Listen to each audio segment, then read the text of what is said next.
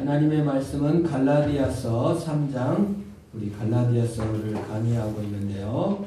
갈라디아서 3장 15절에서 22절까지 말씀입니다.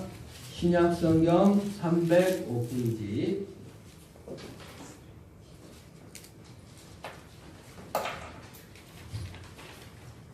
제가 말씀을 봉독합니다. 형제들아, 내가 사람의 예대로 말하노니 사람의 언약이라도 정한 후에는 아무도 패하거나 더하거나 하지 못하느니라. 이 약속도는 아브라함과 그 자손에게 말씀하신 것인데 여럿을 가리켜 그 자손들이라 하지 아니하시고 오직 한 사람을 가리켜 내 자손이라 하셨으니 곧 그리스도라. 내가 이것을 말하노니 하나님께서 미리 정하신 언약을 430년 후에 생긴 율법이 패하지 못하고 그 약속을 헛되게 하지 못하느니라. 만일 그 유업이 율법에서 난 것이면 약속에서 난 것이 아니니라. 그러나 하나님이 약속으로 말미암아 아브라함에게 주신 것이라. 그런즉 율법이 무엇이냐? 범법함으로 더하여진 것이라. 천사들을 통하여 한 중보자의 손으로 베푸신 것인데 약속하신 자손이 오기까지 있을 것이라. 그 중보자는 한 편만 위한 자가 아니나 하나님은 한 분이시니라. 그러면 율법이 하나님의 약속들과 반대되는 것이냐? 결코 그럴 수 없느니라. 만일 능히 살게 하는 율법을 주셨다라면 의가 반드시 율법으로 말미암았으리라. 그러나 성경이 모든 것을 죄 아래 가두었으니 이는 예수 그리스도를 믿음으로 말미암은 약속을 믿는 자에게 주려 함이라. 아멘. 이 갈라디아서는 루터가 제일 좋아하는 성경이었습니다. 루터는 누구냐면 루터의 아버지는 교회에서 일하는 집사였어요. 관리도 하고. 그러다 보니까 그 루터 아버지가 내가 목사가 됐으면 좋겠다. 그때 독일의 사람이거든요. 독일 교회의 그때 목사는 아주 그냥 왕처럼 잘 살았단 말이에요. 그러니까 목사가 되기를 원해. 그래서 열심히 이제 공부를 시켜요. 이놈 자식아, 너는 아빠같이 살면 안 되지? 넌 높은 자리에 올라가야지? 푸시를 하니까 루터가 열심히 공부를 했어요. 그러나 루터는 목사보다는 판사. 여러분, 판사들이 얼마나 힘이 있습니까? 사람을 감옥에도 보내고 꺼내기도 하고 아주 위세가 등등하고 얼마나 잘 삽니까? 판사, 검사가 되고 싶었다. 그래서 판사, 검사가 되기 위해서 공부를 하고 친구랑 함께 이렇게 마차를 타고 갔는데 오늘 비가 왔잖아요. 오늘처럼 비가 왔고 이런 장대비가 쏟아지고 천둥과 번개가 팍 치는 거예요. 마차를 뚝뚝뚝 가고 있는데 번개가 이렇게 마차를 내리꽂은 거예요. 얼마나 무서웠겠어. 근데 루터가 죽은 것이 아니라 루터 친구가 그 옆에서 벼락을 맞아 죽음을 타져주고 루터가 너무 놀라서 길바닥에 앉아서 덜덜 떨면서 울면서 아이고 하나님 살려주세요. 목사 될게요. 너무 무서워가지고 루터가 기도를 하고 덜덜 아마 오줌도 싸버렸을 거예요.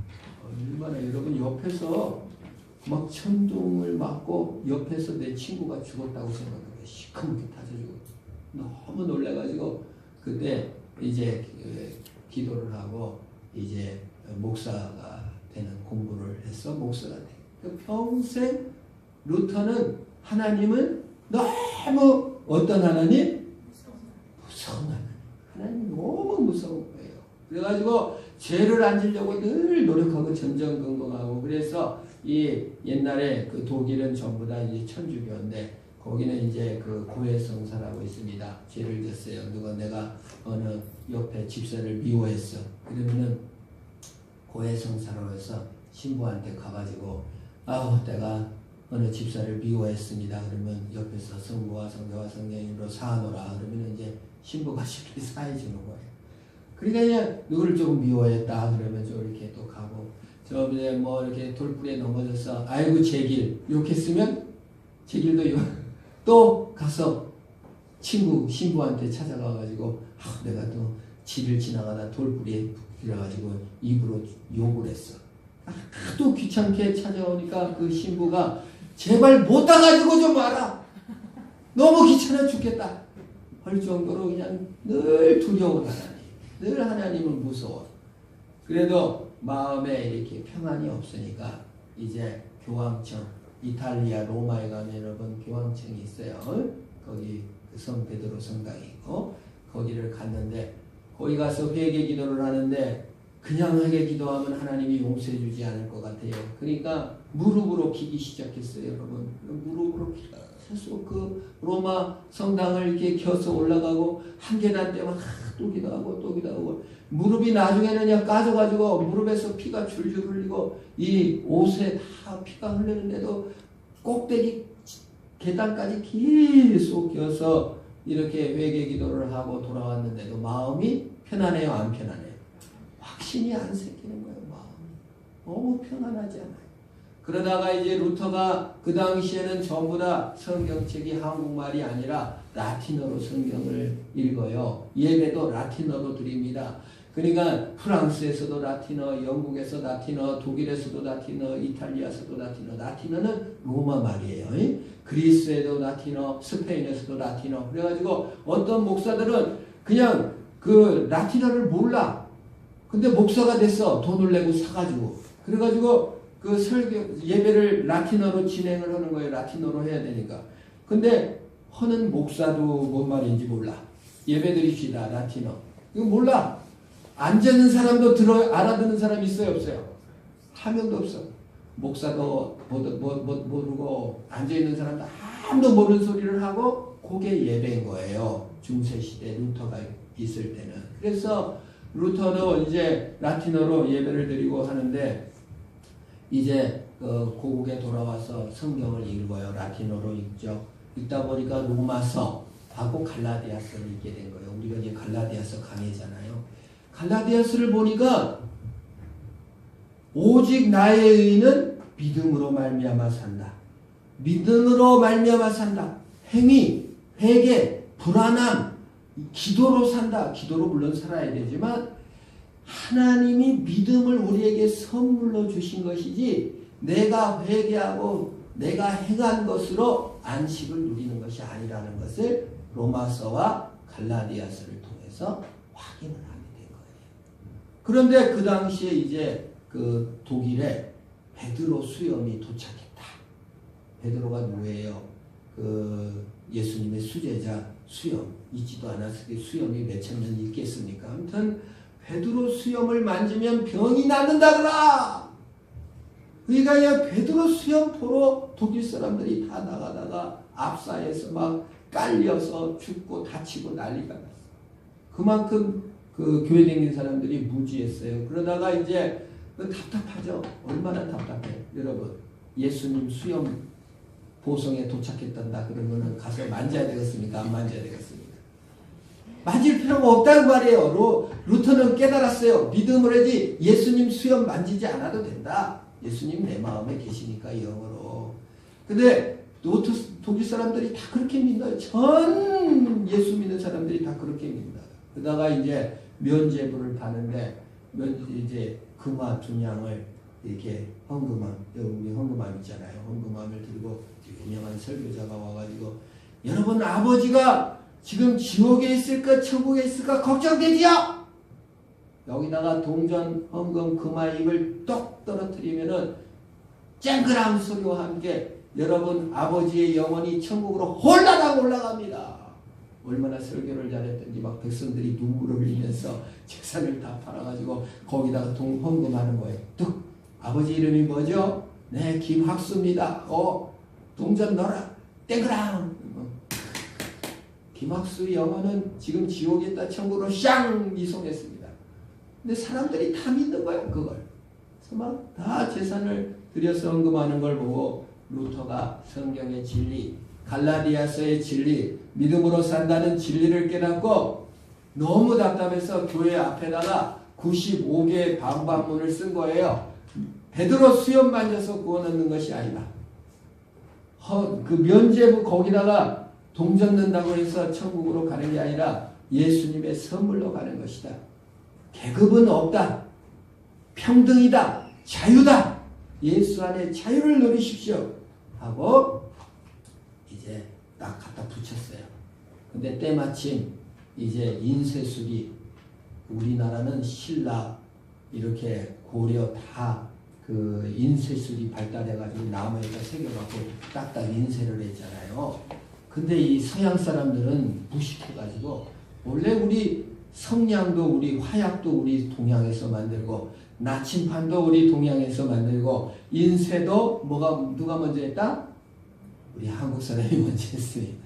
서양 사람들이 지금은 문명이 좀 발달했지만 옛날엔 뒤졌어요. 그런데 때마침 인쇄술이 발전을 해가지고 루터가 95개 반박문을 보고 이 사람들이 야 이거다 해가지고 막 인쇄를 해가지고 싹 뿌리니까 루터는 종교개혁을 그렇게 큰 마음이 없었고 하나님의 그 깨달은 진리 사람이 행위가 아닌 믿음으로 구원을 얻는다 이거를 써놨는데 사람들이 전부 다 그 95개 반박문을 갖고 읽으면서 농민들은 드디어 지도자를 만났다 하면서 농민 반란을 일으키기 시작했고 많은 사람들이 루터를 추종한 거예요. 그러자 교황청에서 루터를 불러다가 이제 신문을 합니다.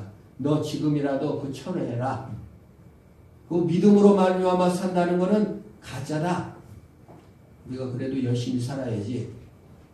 이러면서 이제 그렇지 않으면 널 죽여버릴 것이라고 했는데 루터가 거기에서 영어 독일말로 말했겠지만 Here I stand. 내가 지금 여기에 섰습니다. 교황님 때문에 헌금 때문에 구원을 얻는 것이 아니라 믿음으로 구원을 얻는 것입니다 하고 딱 선언을 한 거예요. 그래서 종교개혁은 세 가지입니다. Here 여기 영어 하시는 분들 here 여기 여기가 뭡니까? 서울도 아니고 광주도 아니고 보성. 우리 예수 믿는 사람들은 어디에서 서야 하냐면 here 여기서 서야 될 줄로 믿습니다. 맨날 서울 부러워하고 미국 살다 와갖고 맨날 미국이 좋았는데 이건 종교개혁이 아니에요. 여기서 서야죠. here. 그 다음에 I 내가 서야 돼요. 내가 맨날 우리가 아이고 시부모님 때문에 너무 힘들었습니다. 옆집에서 괴롭힙니다. 뒷집에서 괴롭힙니다. 부모님이 괴롭힙니다. 동생 때문에 시달렸습니다. 오빠 때문에 시달렸습니다. 맨 나 원망하면 나는 언제 서냐고요. 신앙은요 여기서 내가 here I. 그 다음 세 번째 단어가 뭐예요? stand. 서는 거예요. 너 그래서 자고 그냥 아유 그래 어떻게 됐든 말든 나는 상관없어. 너희들이나 가. 그게 아니라 딱 서는 거예요. 그게 종교개혁이요. Here I. 지금 내가 여기 섰습니다. 루터가 외치고 이제 나갔어요. 그래서 루터가 거기 가다가 누가 루터에다 자루를 이렇게 씌워가지고 납치를 해가지고 드닥드닥 가는 거예요. 루터는 속으로 생각했어요. 죽었구나. Here I stand. 한번 외치고 믿음으로 산다고 외치고 나는 이제 죽는구나. 하나님 하고 이제 기도하고 있는데 딱 도착해서 자루를 열고 보니까 선제후. 독일은 여러분 독일 가면 이쁜 성들 많잖아요. 각 지방마다 짝센주 무슨 주 막 이렇게 제후가 있는데 그 제후가 자기를 그 말을 듣고 Here I stand. 사람의 행위가 아닌 하나님의 선물로 구원 얻는다는 그 말에 감동을 받고 루터를 살리려고 구출하고 거기서 이제 숨어 있으면서 루터가 성경을 라틴어에서 뭘로 번역해요? 독일말로 번역해요. 사람들이 독일말로 성경을 읽으면서 은혜를 받고 드디어 행위가 아니라 베드로 수염이 아니라 헌금 쨍그랑 해가지고 구원 얻는 것이 아니라 예수님께서 십자가에 죽으시고 부활한 것으로 인하여 영생을 얻는다는 것을 깨닫고 그때부터 들불처럼 우리는 믿음으로 삽니다. 행위로 사는 것이 아니라 복음으로 삽니다. 이렇게 해서 종교개혁이 일어난 거예요. 그 루터가 제일 좋아하고 했던 것이 갈라디아서 로마서인데 루터가 세 마디나를 남기며 오직이라는 말을 남깁니다. 오직 은혜. 우리 따라해 볼까요? 오직 은혜. 오직 은혜. 오직 믿음. 오직 믿음. 오직 성경. 오직 성경. 세 가지 오직을 낸 게. 솔라 그라티아, 솔라 피데, 솔라 스크립처. 솔라가 오직이라는 것입니다. 오솔레미어 하잖아요. 온나의 태양을. 솔라 하나밖에 없다. 오직 믿음이다. 오직 은혜다. 오직 성경이다. 성경 아닌 것도 넣으면 안 된다. 그럴 때 이상해지는 거예요. 그래, 믿음도 좋지만 베드로 수염 한번 만져보면 얼마나 좋을까. 이런 식으로 세 가지 핵심을, 성경의 모든 핵심을 세 가지로 요약하면 오직 성경, 오직 은혜, 오직 믿음이다. 세 가지를 우리의 믿음의 유산으로 우리에게 남겨준 거예요. 그것이 갈라디아서와 로마서와 전체 성경의 유산들입니다. 오직 예수님만, 오늘 성경의 주제도 오직 예수님의 유산, 예수님의 믿음으로 사는 것이지 뭐 행위가 아니다. 율법이 중요한 것이 아니다. 그래서 오늘은 유언과 유산을 통하여서 오늘 설명해 주고 있어요. 유언과 유산이라는 것은 무엇입니까? 우리나라 어느 부잣집에서 아버지와 아들 간에 고소가 일어났습니다. 실화예요. 근데 이제 아버지와 어머니가 아들에게 10억을 유산으로 줬어요. 안 죽었는데 그냥 준 거야. 10억을 줬어. 근데 10억을 받자마자 추석 때도 안 오고 설에도 안 오고 전화도 안 해. 괘씸한 놈이. 괘씸해요? 안 괘씸해요? 너무 괘씸해. 그래가지고 법원에다가 고소를 했어요. 내가 10억을 준 것은 나한테 효도하라고 10억을 줬는데 추석에도 설에도 찾아오지 않으니까 10억을 반환 소송 청구를 했어요. 이겼을까요? 졌을까요? 이겼어요. 부모가 예산을 준 거는 효도의 의무를 다하라고 준 것이기 때문에 그 안 했으니까 돌려줘라 해갖고 돌려받았어요. 그러니까 여러분이 이제 그런 조건이 있다는 걸 알아야 돼요. 이런 거는 유산이라고 해요. 유산은 효도를 안 하면 돌려받을 수 있다 없다? 있다. 이게 율법이에요, 여러분. 여러분이 교회를 나왔어요. 여러분이 하나님 천국 가려면 믿음으로 똑바로 살아야 됩니다. 근데 하나님이 천국을 선물로 주셨어요. 근데 여러분들이 똑바로 안 살아. 그러니까 뺏어 다시 천국을. 요런 거는 믿음이다 아니다? 아니다. 그 말입니다. 유언하고 유산은 틀려요.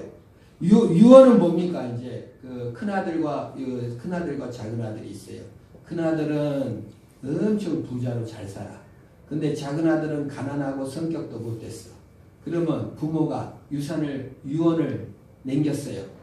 큰아들은 돈이 있으니까 돈을 안 주고 둘째 아들에게 10억, 100억을 10억을 둘째 아들에게 준다 하고 꼴가닥 죽었어요. 근데 이제 둘째가 이제 그거 유언을 따라 10억을 받았겠습니까? 안 받았겠습니까? 받았습니다. 받았는데 큰아들이 쫄딱 망했어. 그래가지고 가난하게 됐어요. 그래서 법원에 고소를 했어요.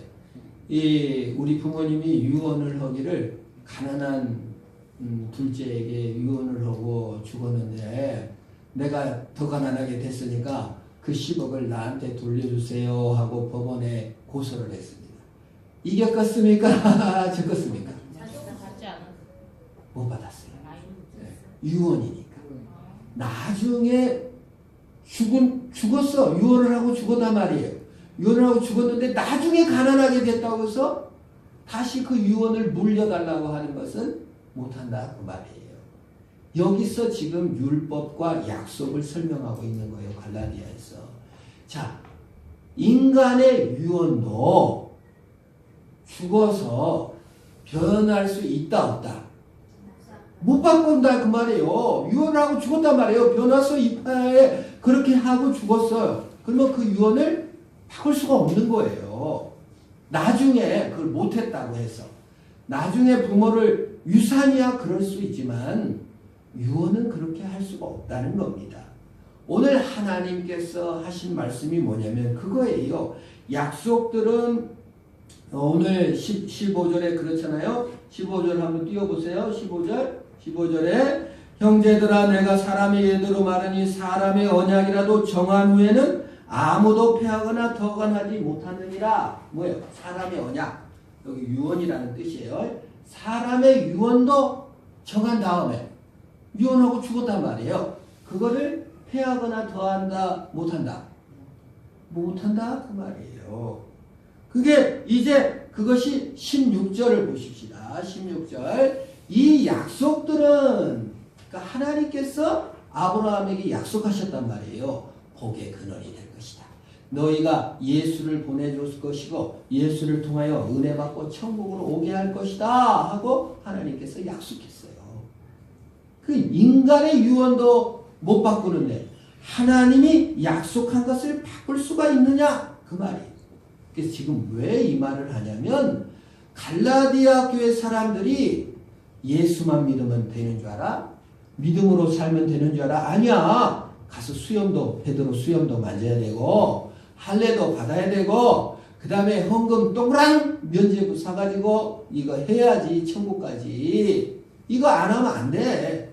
뭐 감사해서 하는 게 아니라 그걸 해야 구원을 받는다고 하니까 이제 이 바울이 유언도 변개하지 못하는데 하나님이 믿음을 주시기로 약속했는데 율법은 아브라함 이후에 지금 다음 절 넘어갑시다. 17절 한번 보겠습니다. 17절 내가 이것을 말하노니 하나님이 미리 정하신 언약을 430년 후에 생긴 율법이 폐기하지 못하고 그 약속을 헛되게 하지 못하느니라 그 말이. 그러니까 아브라함에게 내가 너를 복이 되게 하고 예수 그리스도를 통하여 믿음의 선물을 줘서 너희를 천국으로 내가 인도하마 아브라함에게 약속했는데 아브라함한테는 십계명을 안 줬어요. 십계명은 언제 줬냐? 아브라함이 죽은 후에 430년 후에 모세가 이스라엘 백성들을 이렇게 이집트에서 구출해내서 시내산 광야에서 시내산 꼭대기에서 십계명을 줬다 그 말이에요. 아니 430년 후에 생긴 율법 때문에 천국이 취소되거나 믿음이 취소될 수 있다 없다? 없다 그 말이에요. 아버지가 유언하고 돌아가셨는데 나중에 형님이 가난하게 됐다고 해서 그거 다 나한테 주세요. 그렇게 말할 수가 없다. 아버지 유언을 바꿀 수가 없다 그 말이에요. 하나님의 약속 아담에게 약속하고 아브라함에게 약속하고 다윗에게 약속하고 그 하나님께서 나의 신부가 되어주시고 친구가 되어주시고 자녀가 되어주시겠다고 약속한 거를 반드시 지키고야 만다. 율법을 좀 못 지켰다고 취소시킨다든지 율법 안 지켰으니까 유대인 안 됐으니까 너는 취소해. 너는 똑바로 못 살았으니까 너는 교회 나오지 마. 천국 가지 마. 이럴 수 있다 없다? 없다는 것을 갈라디아서를 통해서 강조하고 있는 것입니다. 그렇다면 이제 이게 문제인 거예요. 그럼 율법이 왜 있냐? 목사님, 그럼 율법이 왜 이렇게 매 예배 때마다 십계명을 읽으면서 우리 보고 똑바로 살라고 합니까? 율법을 왜 허락했습니까? 이거를 지금 갈라디아에서 설명해 주고 있습니다. 율법은 몽학선생으로 범법함을 더하게 하느라고 주어졌다 이렇게 하는 것입니다. 19절을 한번 우리 살펴봅시다. 19절 18절 말고 19절 안 넘어가나요? 우리 같이 한번 읽어볼까요? 시작. 그런즉 율법이 무엇이냐? 범법함으로 더해진 것이다. 천사를 통하여 한 중보자의 손으로 베푸신 것인데 약속하신 자손이 오기까지 있을 것이다. 그럼 율법을 왜 있습니까? 율법 지킴으로 구원 얻는 것도 아닌데 왜 간음하지 말라고 하고 왜 살인하지 말라고 하고 왜 똑바로 살으라고 자꾸 그랬습니까? 교회 맨날 나오라고 하고 왜 그러냐? 성경은 두 가지로 말합니다. 첫 번째 율법의 기능은 경호원이다. 뭐다고요? 경호원. 두 번째 율법의 기능은 몽학선생이다. 둘 다 경호원과 몽학선생의 둘 다 기능은 범법을 더해준다 그 말이에요. 예를 들어 여러분 이번에 누가 풀려났죠? 보석으로? 네, 이명박 씨가 풀려났습니다. 근데 이명박 씨를 풀려났는데 예를 들어 24시간 경호원이 10명이 붙어갖고 따라다녀. 그러면은 전화하지 말라고 했는데 전화한 거를 경호한테 들켰어. 그러면 이 사람은 뭐가 더해진 거죠? 죄를 더하는 거지. 그리고 봉학선생이라는 건 뭡니까? 선생님이 따라다녀. 너 똑바로 살아? 너 이거 공부해? 이거 했어 안 했어? 맨날 따라다니면서 너 남 미워했지? 너 남 용서하지 말지? 너 오리를 남과 동행하라고 했는데 너 옆집에 친구가 같이 가자고 했는데 너 왜 안 따라갔어? 봉학 선생이 계속 따라다니면서 너 이거 안 했어. 내 이거까지 해야 되는데 부모 말씀 안 지켰냐 하고 선생님이 여러분 경호원 10명하고 봉학 선생 10명이 나 혼자를 따라다닌다고 생각해 봅시다. 피곤해요? 안 피곤해요? 엄청 피곤하고 안 짓는 죄도 다 탈탈 털릴 거예요. 생각하는 것까지 미워해서 욕한 것까지 뒤로 험담한 것까지 옆 사람하고 누구 수근수근한 것까지 맨날 경호원들이 보고하고 모학선생이 와갖고 이놈 또너남 말했구나 너는 얼마나 똑바로 살았냐 해서 맨날 교훈한다 이 말이에요. 누가? 율법이요. 율법이 경호원 역할하고 뭘 한다? 모학선생을 한다 그 말이에요. 그러니까 미쳐버리는 것이죠. 그래서 여러분 그걸 통해서 우리는 깨닫는 게 뭐예요? 야 나는 정말 죄인이구나를 깨닫는 것이다 그 말이에요. 내가 정말 죄인인지를 아는 만큼만 예수 그리스도의 은혜를 누리는 거예요. 왜 예수 그리스도의 은혜를 못 누리냐? 내가 죄인인지를 모르니까. 근데 무엇 때문에 죄인인지를 깨닫느냐? 율법, 경호원과 몽학선생을 통하여서 내가 죄인이구나, 내가 진짜 나쁜 놈이구나를 깨닫는다 그 말이에요. 그래서 인간은 경호원과 꼰대 선생님을 만나려면 감옥에 탈출하고 도망갈 거예요. 여러분 10명씩 경호원이 따라다니고 선생님이 10명씩 따라다닌다고 생각하고 그게 지옥일 겁니다. 그래서 우리는 두 가지 반응을 하죠. 내 마음대로 살 거야 하고 도망가요. 그래가지고 술도 먹고 담배도 피고 섹스도 하고 돈의 노예, 성의 노예, 욕망의 노예가 살면서 마음대로 산다고 하지만 결국은 중독, 우상의 노예가 돼서 사는 것입니다.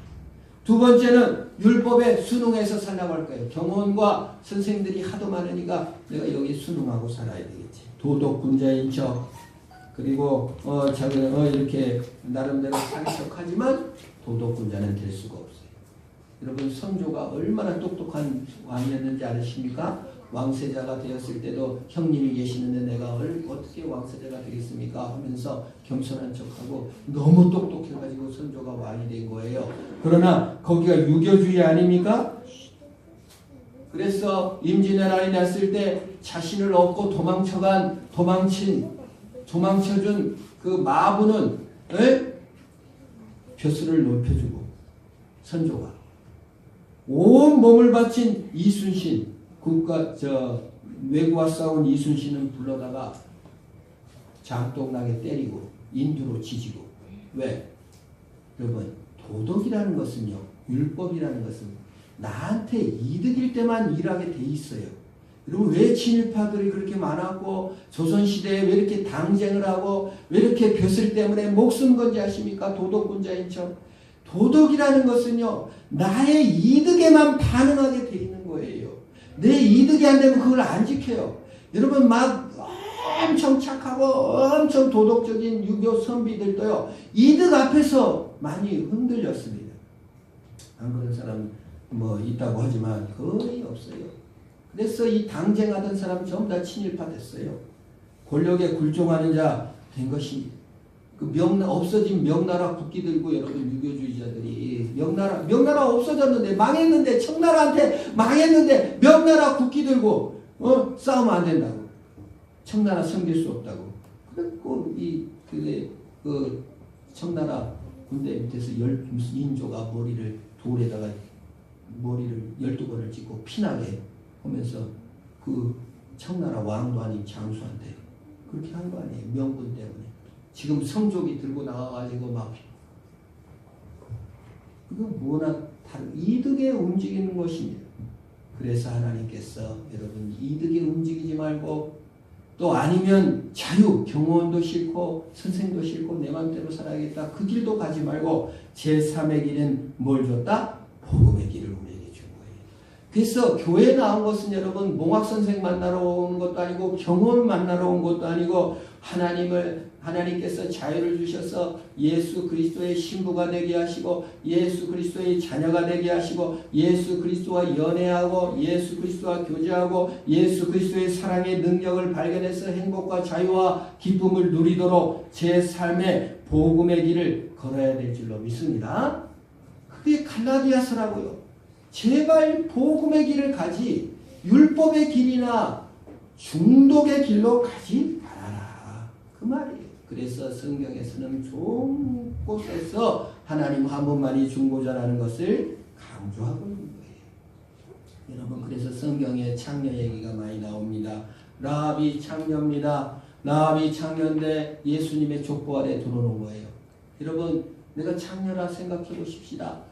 막 몸을 팔아서 먹고 살았어요. 여러분 직장인도 몸 팔아 먹고요. 창녀들도 몸 판다. 그건 판다는 면에서는 똑같습니다. 자본주의 사회 속에서 정말 여러분 창녀가 아닐지라도 정말 웃기 싫은데 웃고 몸 팔아 먹을 때가 얼마나 많습니까?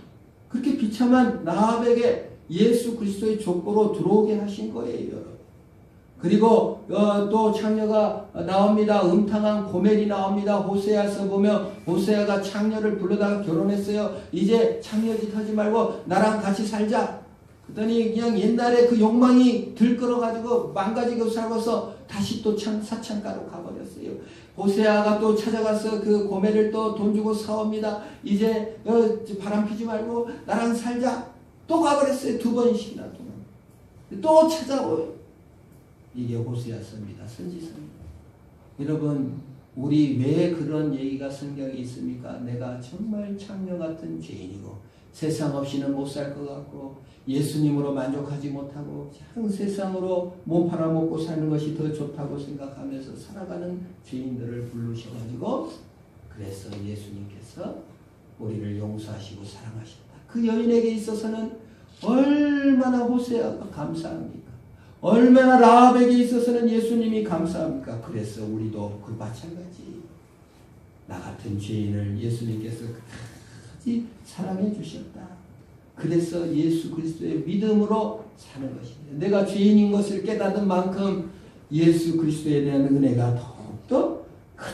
그 말이에요. 22절 마지막 보고 말씀을 마치겠어요. 22절 한번 같이 읽습니다. 시작. 그러나 성경은 모든 것을 죄 아래 가두었으니 이는 예수 그리스도를 믿음으로 말미암아 약속을 믿는 자들에게 주려 합니다. 다 죄로 가뒀다 그 말이에요. 너희들이 경우의 수가 조금 틀리지만 너희들이 다 몸 팔아먹고 살았지 않았느냐. 막노동하며 직장생활하며 또 뭐 남편의 듣기 싫은 소리하며 그냥 신물나게 살았지 않았느냐. 너희들이 몸 팔아먹고 살았지. 너희들 스스로 살려고 했지. 그게 다 죄 때문에 그래. 죄 아래 다 가두었다. 창녀 같은 존재들이었다. 네 스스로 살려고 했고 네 욕망대로 살려고 했지. 이제 그것이 아닌 은혜의 복음을 너에게 줬다. 그것이 뭐다? 믿음으로 말미암아 약속을 믿는 자들에게 줬다. 율법은 몽학선생이고 경호원이고 너희를 지적한다. 그래서 여러분 율법을 보고 죄를 깨닫는 만큼 죄의 은혜가 켜지는 거예요. 죄가 깨닫지 못하면요 은혜가 뭔 줄 몰라. 그래서 성경을 읽고 죄를 읽을 때마다 회개할 때 주께서 은혜로 함께 해주시고 아무도 정죄할 수 없는 아니 그 창녀가 이제 결혼해서 사는데 아이고 저 더러운 거 하면서 욕할 수 있습니까? 은혜를 받았는데 여러분 교회 다니면서 아이고 저 더러운 것이 교회 왔네 욕할 수 있습니까? 없습니까? 죄에서 용서받았습니다. 더 이상 두려움이 없어요. 주님이 나를 사랑해 주신다는 것. 주님이 나를 사랑해 주셨기 때문에 과거는 더 이상 없습니다. 오직 Here I stand. 오늘 여기 서서 믿음으로 승리하시기를 주의 이름으로 축원합니다. 기도하겠습니다. 하나님 아버지 감사합니다. 루터가 Here I stand. 여기 내가 섰습니다. 오늘 주의 은혜의 자리에 서서 오직 은혜, 오직 믿음, 오직 성경으로 승리케 하려 주옵소서. 나의 과거도 나의 현실도 있게 하시고 오직 주의 믿음으로 승리하는 우리들이 다 되게 하옵소서. 예수님의 이름으로